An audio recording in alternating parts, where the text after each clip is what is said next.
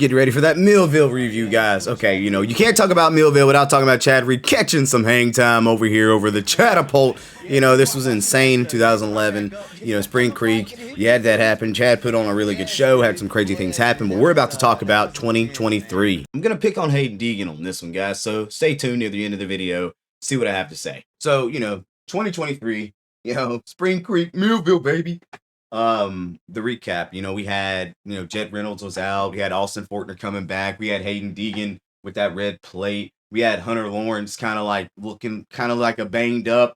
I'm not sure what I gotta do kind of thing going on here going into this race. You had Joe Shimoda coming off of a stellar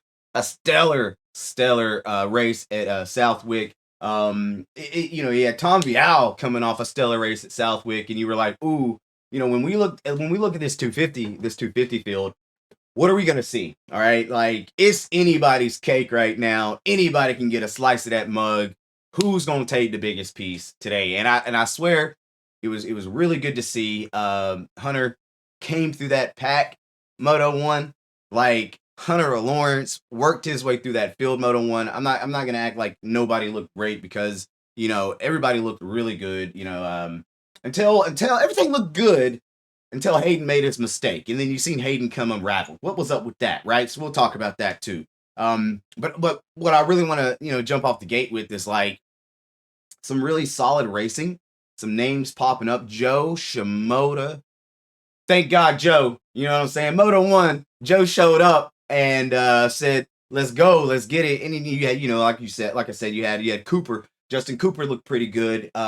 He ran his race. He looked solid.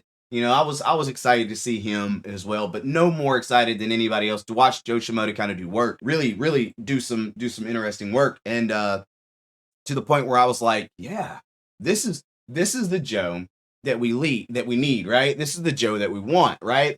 So, watching that Moto 1, watching Joe kind of battle his way up there and start putting that gap between him and Hayden. And it was great, right? It's exactly what you want to see from Joe. But you could see it happening. You could see Hunter on the prowl. Hunter was riding almost as if he was trying to make the statement that he never really needed to make, right? Hunter has always had the speed. He looked good in qualifying. Hunter Lawrence, you knew he was going to be a threat. There's never a chance that he's not. I did get to thinking though. I was like, Hunter doesn't look as confident off the gate.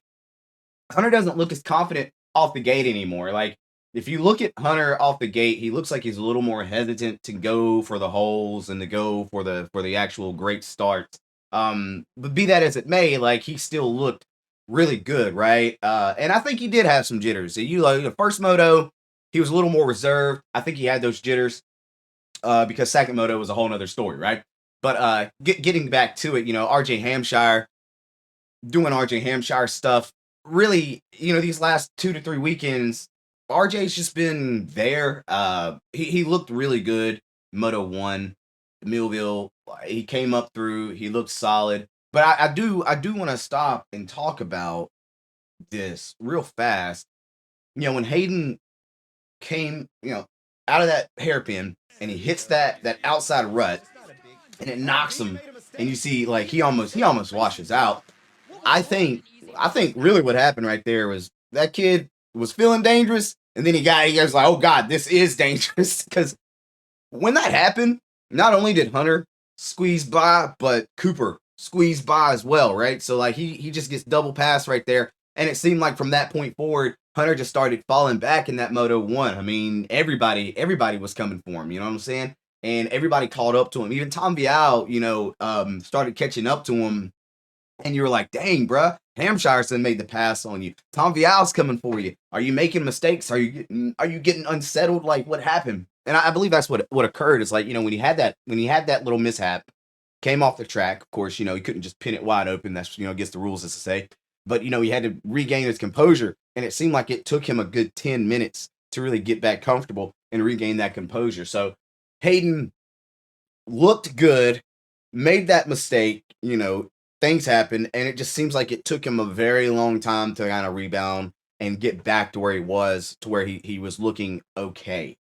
But But Moto 2 was a bit of a different story. It was again, we knew what Hunter was gonna do, but I didn't expect Hunter to come off the gate that well. Um, he had a statement to make too, and of course, Joe Shimoda back in seventh place. He had the first place finish back in seventh. He works his way up. Proud of Joe. Joe still did work. Cooper still did work too. Cooper was running second place for a good bit, and then the unthinkable occurred. And what happened? We never even seen what happened. What happened to Hunter? I still don't know. I've been trying to find it out. If you guys know, please drop that in there. I still don't know what happened to Hunter. Anyway, so Hunter, something happens. Justin Cooper, he gets the win, and I think if you look at his body language the whole time, he's looking back like what's going on here? Where's he at? I didn't even see this happen. Somebody said, "What's going on?"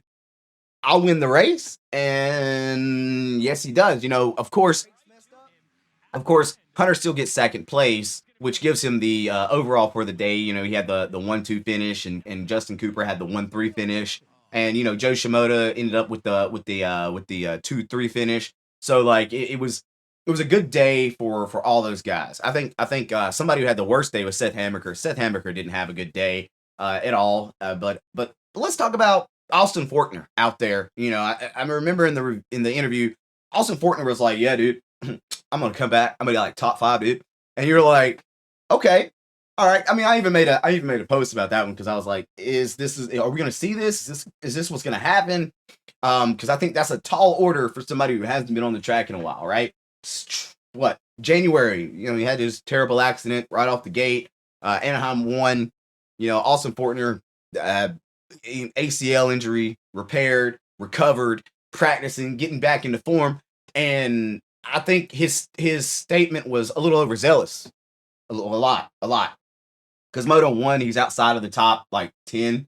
He's outside of the top like 13, I think. I think he ended up 14th. I might have to look that one up. I don't know. Don't hold me to it. Moto 2, though, he does look a lot better. He does look a little more comfortable. He's riding smooth. He's defending very well. He's keeping people behind him. He's riding in a very defensive manner, but he was going pretty quick. So big ups to Austin Forkner still yet for showing up, putting in the laps, and looking good in Moto 2. But I still, I didn't see him really being a top 5 guy at this point in the series, and him not having that seat time. So either way, Austin Forkner, you did your thing. It's good to have you back out there. Can't wait to see you, get back on it because Pro Circuit. That you boys, I'm not gonna lie, you and McAdoo get hurt way too much. So just keep it on 2 wheels, baby. So I mean, like 250s will always be right now. The talent within the 250 class is phenomenal. There's a lot of action. There's a lot of fun. There's a lot of old snap. Who's gonna win this weekend? Because even Levi Kitchen in Moto 2 showed up. He didn't stay there very long, but he showed up, and it was nice to see Levi Kitchen up there doing work. So you never know what's gonna happen, but we do know one thing is for certain: if Hunter stays healthy, Hunter stays on 2 wheels, Hunter's probably gonna take the cake every weekend. And again, not sure what happened to Hayden, guys. A lot of discussion when it comes around Hayden has to do with like, well, he's still young and he's still learning, and yeah, he's still young. Yeah, he's still learning. But I don't know if you guys forgot, but Danger Boy Deegan has been on a bike for a very, very, very, very, very, very long time. Like, he's been riding for a very long. He's probably got more hours than I got, and I'm like double his age, right? I'm double that kid's age. So, but he has way more time than I could ever hope or dream for him. And he's had more opportunity to train, get better, and he's got more gumption to go. Like, I didn't have that. He's got that. He wants to be a winner. He's got the attitude. But I think we gotta stop giving him the excuse of he's young. He's got the seat time that those guys have in a lot of different ways. He may not have it within the professional ranks. He might not have the age that they have, but I think we just, at this point, I've watched him the last 2 weekends, last 2 weekends have not really fared his way. I don't know if it's confidence because it's kind of crazy because off of Redbud, you'd think he would be up here, and then he goes Southwick and he kind of falls down here.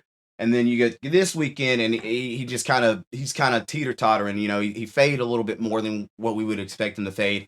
So I think that no, it's just it has nothing to do with age.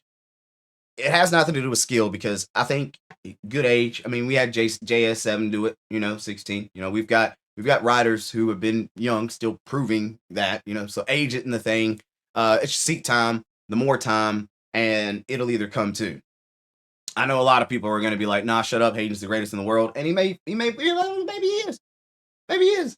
But right now, he's not showing that. He's not showing that. He's still being consistent because he's finishing races, but he's inconsistent at the position. Like he's not getting those top threes the last 2 weekends, and that's kind of interesting. It's kind of a big deal, and I think that's just speaking to this 250 field is like insane, bruh. The 250 field is insane. There's a lot of talent in the 250 field right now, so you've got to show up 100% every weekend and have that stuff nailed down and figured out, or you're gonna be lumped in with the Kitchen, Hampshire, Vial, Forkner, these names that are gonna be further back in the pack. That's gonna be you. You got to stand out, man, because Joe Shimoda's on fire.